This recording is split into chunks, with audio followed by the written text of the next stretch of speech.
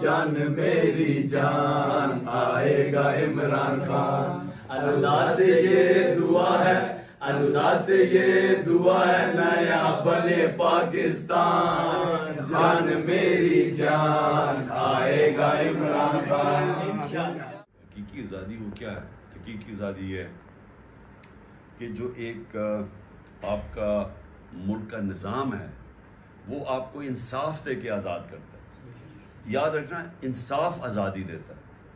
کیوں انصاف دیتا ہے؟ کیونکہ انصاف جب ایک معاشرے میں ہوتا ہے تو وہ طاقتور اور کمزور کو قانون کے سامنے ایک برابر کر دیتا ہے۔ جب ایک برابر ہوتا ہے تو لوگ آزاد ہو جاتے ہیں، اور یہی ایک فرق ہوتا ہے سب سے بڑا ایک معاشرہ جو آزاد ہے اور جو غلام ہے۔ جو غلام ہے ادھر حقوق نہیں ہوتے، تو جو طاقتور ہے وہ قانون سے اوپر ہوتا ہے، این آر او لے لیتا ہے، بیچارہ غریب آدمی جیل میں ہوتا ہے۔ وہ کبھی بھی نظام نہیں چلتا، کیونکہ حضرت علی کا قول ہے کفر کا نظام چل جائے گا لیکن ظلم کا نہیں چل سکتا، نا انصاف سے۔ دوسری چیز یاد رکھنا کہ نبی صلی اللہ علیہ وسلم نے سب سے پہلی چیز مدینہ میں انصاف قائم کیا تھا۔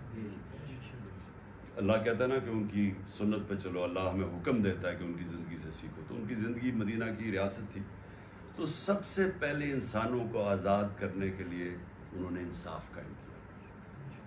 خوشحالی بعد میں آئی، پہلے انصاف آیا۔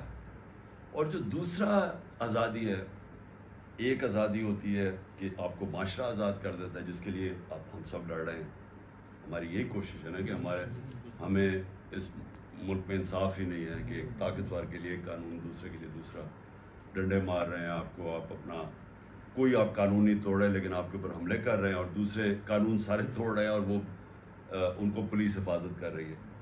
لیکن دوسرا جو اندرونی آزادی ہے، جو آپ کو آزادی ملتی ہے نا اندر سے، وہ پھر آتی ہے جو کہ قرآن شریف کے اندر ہے۔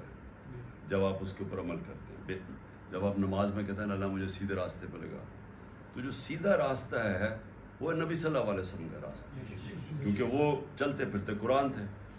تو اس کے اندر دو چیزیں، سب سے پہلے لا الہ الا اللہ، کہ کوئی نہیں ہے خدا سوائے اللہ کے۔ اس کا مطلب میں کسی کے سامنے نہیں جھکتا سوائے اللہ کے، یہ میری آزادی کا دعویٰ ہے۔ دوسری چیز کہ واضح ہے کہ جو سب سے جو انسان کو غلام بناتی ہے نا، وہ تین چیزیں بناتی ایک ہی چیز ہے، لیکن اس کے تین پہلو ہوتے ہیں۔ وہ ہے خوف۔ خوف انسان کو غلام بنا دیتا ہے۔ میں اپنے حقوق کے لیے نہیں کھڑا ہوتا کیونکہ مجھے ڈر ہے کہ مجھے میری روزی چلی جائے گی، مجھے جان سے مار دے گا، مجھے ذلیل کر دے گا۔ یہ تین سب سے بڑے خوف ہیں۔ اللہ نے قرآن میں واضح کر دیا کہ تینوں میرے ہاتھ میں ہیں۔ نہ تمہاری زندگی موت تمہارے ہاتھ میں ہے، نہ تمہاری عزت ذلت۔ کوئی پیسے والا آدمی ہے تو اس کو عزت نہیں ملتی، کیونکہ عزت اللہ کے ہاتھ میں ہے، اور کوئی جتنی مرضی کوشش کرے آپ کو ذلیل نہیں کر سکتا، کیونکہ اللہ نے اپنے ہاتھ میں رکھا ہوا۔ اور جو پھر یہ جو پولیس والے، ان کو پتہ تھا کہ ظلم کر رہے ہیں، عورتیں ہیں دیکھ رہے ہیں ان کو گولیاں مار رہے ہیں یا ان کو جو چھرے مار رہے ہیں، لیکن اپنی رزق کی خاطر کیجیے میری نوکری نہ چلی جائے، اس کے اوپر بھی اللہ نے واضح کیا ہوا ہے کہ کیا تمہاری زندگی میں کمائی ہوگی، رزق اللہ کے ہاتھ میں۔ تو وہ اللہ نے اسے بھی آزاد کر دیا کہ آپ غلام نہیں رہ سکتے ظلم کرتے ہوئے، کیونکہ یہ میری نوکری نہیں چلی جائے گی، کیونکہ رزق تو اللہ کے ہاتھ میں۔ تو اصل میں انسان آزاد ہو جاتا ہے اندرونی طور پہ بھی، اور باہر اگر آپ انصاف قائم کر دیں، جس کی ہم جنگ لڑیں، تو آپ دونوں طرح۔ تو جب ایک معاشرہ آزاد اور انسان آزاد ہو جاتے ہیں، وہ پھر وہ بنتے ہیں جو مدینہ کی ریاست میں نبی صلی اللہ علیہ وسلم نے ان عربوں کو آزاد کیا تھا جن کی دنیا میں کوئی حیثیت نہیں تھی۔ اگلے یعنی 622 انہوں نے ہجرت کی، 625 تھی جنگ بدر، 313 لوگ تھے۔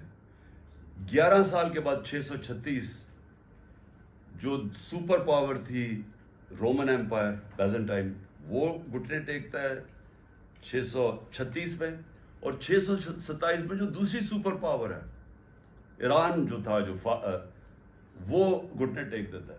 تو 11 اور 12 سالوں میں دنیا کی دو سپر پاورز، ان لوگوں جن کی کوئی حیثیت ہی نہیں تھی، وہ ان کے سامنے گر جاتی۔ تو اس کا کیا مطلب ہے؟ اس کا مطلب یہ ہے کہ صرف آزاد قوم ہی اوپر جا سکتی ہے، غلام قوم اوپر نہیں جا سکتی. تو انہوں نے جب لوگوں کو آزاد کر دیا، معاشرے کو بھی، اور اس کے بعد ذہن اندرونی طور پہ لوگوں کو آزاد کر دیا، وہ بڑے انسان بن گئے. تو جس کو بعد میں علامہ اقبال کہتے ہیں اقبال کا شاہین. شاہین تو وہ جب اوپر جاتا ہے جب اس کی زنجیریں توڑ دیتا ہے. تو جو ہم اب کوشش کر رہے ہیں، اور آپ سب نے جو اتنی دلیری سے کھڑے ہوئے اس دن، اصل میں آپ آزادی کی کوشش کر رہے ہیں اس ملک کے لیے. اور آزادی کبھی بھی کوئی پلیٹ پہ نہیں دیتا، آزادی کے لیے جدوجہد کرنی پڑتی ہے. انسانی تاریخ ہے کہ جب تک آپ قربانی نہ دیں آپ آزاد ہوتے نہیں ہیں. کیونکہ جو آپ کو غلام بنا کے جو فائدہ اٹھا رہا ہے، جو اس نظام سے فائدہ اٹھا رہا ہے، وہ آپ کو آرام سے تو نہیں دینے لگا نا. اگر میں اربوں روپے بنا رہا ہوں اور میرے باہر لنڈن میں پراپرٹیز ہیں اور ہر طرف مجھے پیسہ بن رہا ہے، تو میں کیوں آپ کو آزاد کروں گا جب مجھے وہ نظام فائدہ دے رہا ہے. اس لیے اس کے لیے جدوجہد کرنی پڑتی ہے، جو کہ آپ نے کی. انتشار کا مطلب یہ ہے کہ وہ یہ سمجھتے ہیں کہ اگر انتشار ہوگا تو الیکشن نہیں ہوگی. وہ الیکشن سے بھاگ رہے ہیں، ان کو پتہ ہے عوام ادھر آ کے کھڑی ہو گئی. ہمارا انٹرسٹ یہ ہے کہ انتشار نہ ہو.